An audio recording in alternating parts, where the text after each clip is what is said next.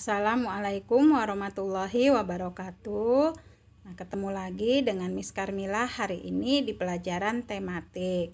Apa kabar anak-anak Miss semuanya?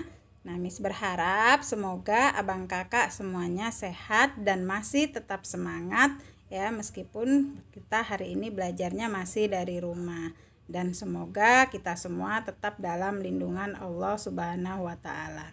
Nah, abang kakak semuanya, semalam tanggal 17 Agustus tahun 2020 kita semua rakyat Indonesia memperingati hari ulang tahun kemerdekaan Republik Indonesia yang ke-75. Nah,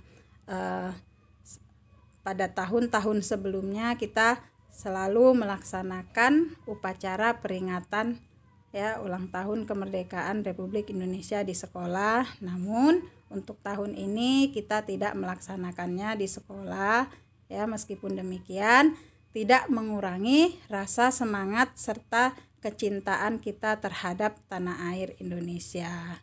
Nah, pada hari ini tanggal 18 Agustus ya. Nah, pada tanggal 18 Agustus tahun 1945 juga terjadi peristiwa sejarah di mana PPKI melaksanakan sidangnya yang pertama ya, yang hasilnya itu mengesahkan Undang-Undang Dasar tahun 1945 dan mengangkat Insinyur Soekarno sebagai presiden dan Muhammad Hatta sebagai wakil presiden. Jadi banyak peristiwa sejarah yang terjadi pada bulan Agustus tahun 1945. Nah, seperti biasa, sebelum kita memulai pelajaran kita, marilah sama-sama kita membaca basmalah dan berdoa. Bismillahirrahmanirrahim.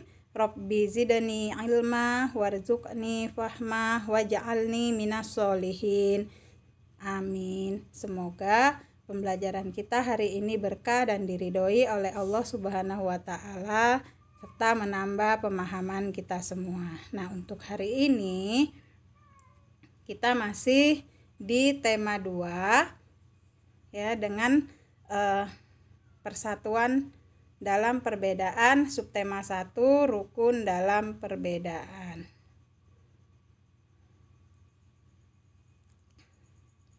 Nah, materi ini disusun oleh guru kelas 6 SDIT Nurul Ilmi. Nah, sebelumnya Miss akan menyampaikan tujuan pembelajaran kita hari ini. Yang pertama, setelah mengamati gambar situasi, siswa mampu menemukan contoh pelaksanaan nilai persatuan dalam kehidupan sehari-hari dengan benar.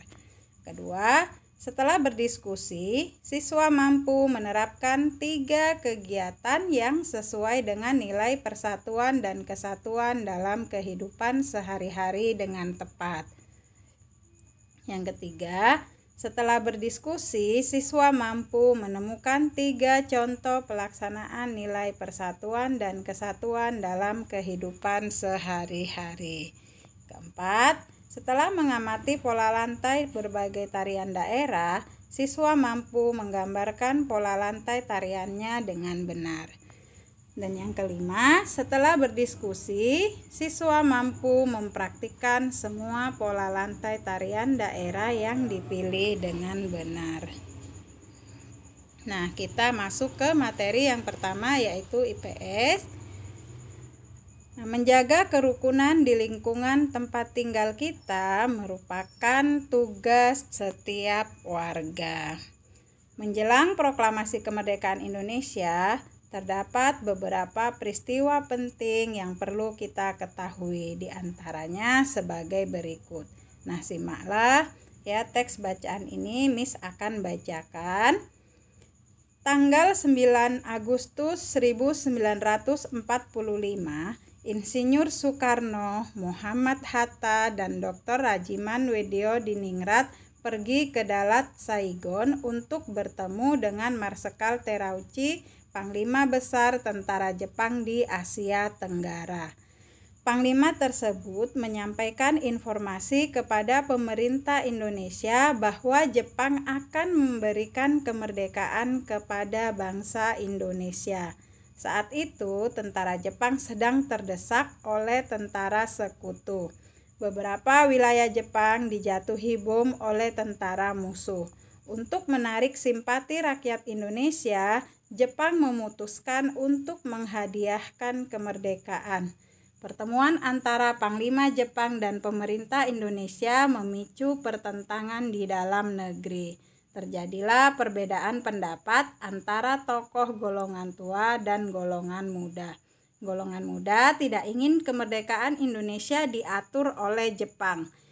Mereka menginginkan proses kemerdekaan Indonesia disiapkan oleh bangsa Indonesia tanpa ada campur tangan asing. Nah, jadi dari teks ini kita bisa ketahui bahwasanya antara tokoh golongan tua dan tokoh golongan muda ya terdapat perbedaan pendapat.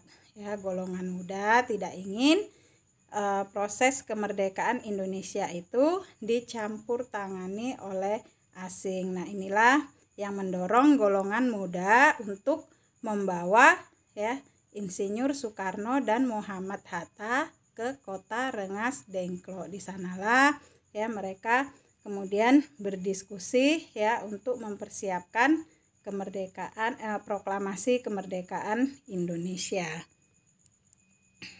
Nah, kemudian kita lanjut ke materi PPKN. Cinta budaya sendiri merupakan wujud dari penerapan makna proklamasi kemerdekaan. Bagaimana kamu memaknainya? Nah, berikut ini ya terdapat teks bacaan mengenai permainan tradisional yang dia membutuhkan ya kekompakan serta kerjasama. Edo, Lani, Siti, Udin, Dayu, dan Beni berencana mengikuti festival budaya. Saat ini mereka sedang berdiskusi untuk menentukan budaya yang akan mereka usung. Edo dan teman-temannya sangat antusias mengikuti festival ini. Mereka ingin memperkenalkan seni dan budaya suku-suku yang ada di Indonesia. Menentukan kebudayaan mana yang akan dipilih tidak mudah. Semua budaya yang dimiliki Indonesia sangat beragam dan menarik. Akhirnya Edo dan teman-temannya memutuskan untuk memperkenalkan permainan rangku alu. Permainan rangku alu berasal dari Nusa Tenggara Timur. Dalam masyarakat Manggarai, rangku alu dilakukan untuk merayakan hasil panen perkebunan dan tani. Edo dan teman-temannya sangat bangga dengan kebudayaan Indonesia. Nah, di sini abang kakak sekalian bisa lihat alat yang digunakan dalam permainan rangku alu. Jadi alat yang digunakan itu adalah ya bambu, bisa juga kayu. Nah, dalam permainan rangku alu ini sangat dibutuhkan kerjasama dan kekompakan. Ya, jadi kerjasama dalam menghentakkan kayu, begitu juga pemain yang melompat juga harus menyesuaikan lompatan dengan irama hentakan kayunya ya. Apabila tidak ada kekompakan, maka pemain ya bisa terjepit kakinya dalam permainan rangku alu ini. Nah, masih banyak lagi permainan tradisional ya di Indonesia yang membutuhkan kerjasama serta kekompakan ya. Contohnya itu permainan bakia, tarik tambang, panjat pinang, dan permainan galasin atau gobak sodor. Ya, jadi permainan-permainan tersebut sangat membutuhkan kerjasama dan kekompakan. Oke, nah berdasarkan teks tadi ya, tugas abang kakak di rumah yang pertama, ceritakan tentang makna proklamasi kemerdekaan yang tercermin pada kegiatan Edo dan teman-temannya. Kemudian yang kedua, apa yang kamu pelajari dari kegiatan Edo dan teman-temannya terkait makna proklamasi kemerdekaan? Dan yang ketiga, berikan contoh penerapan makna proklamasi kemerdekaan dalam kehidupanmu sehari-hari baik di rumah, sekolah, dan masyarakat. Oke, berikutnya kita ke materi SBDP. Nah, pada pertemuan sebelumnya kamu sudah belajar tentang pola lantai tarian daerah dan mempraktikannya. Nah, sekarang amatilah gambar berikut dan gambarlah pola lantainya. Nah, di sini ada beberapa tarian daerah dari Indonesia ya. Yang pertama tadi ada tari Seudati dari Aceh, tari Andun dari Bengkulu, tari Tanda dari Riau, dan tari Tambun dan Bungai dari Kalimantan Tengah. Nah, di sini abang kakak nanti ya menuliskan nama tariannya serta menggambarkan pola lantai yang digunakan dalam tarian tersebut ya. Nah, Miss ingatkan kembali bahwasanya pola lantai yang digunakan dalam tarian itu ada 3. Yang pertama itu vertikal atau lurus, kemudian diagonal, dan melengkung ya. Jadi abang kakak tentukan pola lantai yang digunakan dalam tarian daerah tersebut.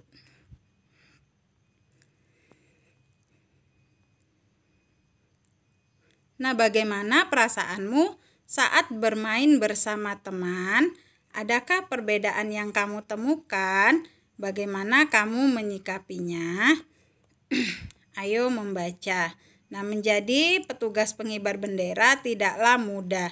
Tugas tersebut adalah tugas tim yang terdiri dari beberapa orang dan membutuhkan kerjasama yang baik.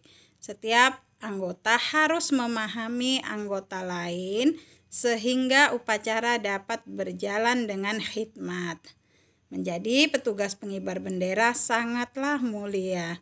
Nah, abang kakak ya yang pernah menjadi anggota petugas pengibar bendera ya pasti merasakan bahwasanya dalam melaksanakan tugas tersebut sangat dibutuhkan kerjasama yang baik ya, baik itu dalam keserasian gerakan kaki dan tangan ya dalam mengibarkan bendera juga. Nah, jadi menjadi petugas pengibar bendera itu merupakan tugas yang mulia. Nah, berikut ini ada teks bacaan ya. Pengibar Sang Saka Merah Putih. Peristiwa proklamasi kemerdekaan melibatkan banyak pihak. Salah satunya adalah mereka yang mengibarkan Sang Saka Merah Putih. Berkibarnya bendera merah putih menegaskan berdirinya negara Indonesia yang merdeka dan berdaulat. Abdul Latif Hendraningrat adalah salah satu pengibar bendera pada 17 Agustus 1945 di Pegangsaan Timur, Jakarta. Ia adalah lulusan Sekolah Tinggi Hukum. Saat menjadi mahasiswa, ia mengajar bahasa Inggris di beberapa sekolah menengah swasta seperti yang dikelola oleh Muhammadiyah dan perguruan rakyat. Ia juga ditugaskan ke New York untuk memimpin rombongan tari. Abdul Latif Hendraningrat pernah menjadi pasukan pembela tanah air atau PETA dan ikut dalam berbagai pertempuran. Ia pernah menjabat komandan Komando Kota ketika Belanda menyerbu Yogyakarta pada tahun 1948. Kemudian ia ditunjuk sebagai atase militer RI untuk Filipina tahun 1952, lalu dipindahkan ke Washington hingga tahun 1956. Nah, berdasarkan teks bacaan tersebut, tulislah informasi penting ya dalam bentuk peta pikiran berikut dengan menggunakan aspek apa, mengapa, siapa, bagaimana, kapan, dan di mana ya. Jadi abang kakak nanti dikerjakan latihannya. Miss tunggu jawabannya sampai jam 10 malam. Tetap semangat ya abang kakak untuk belajar di rumah.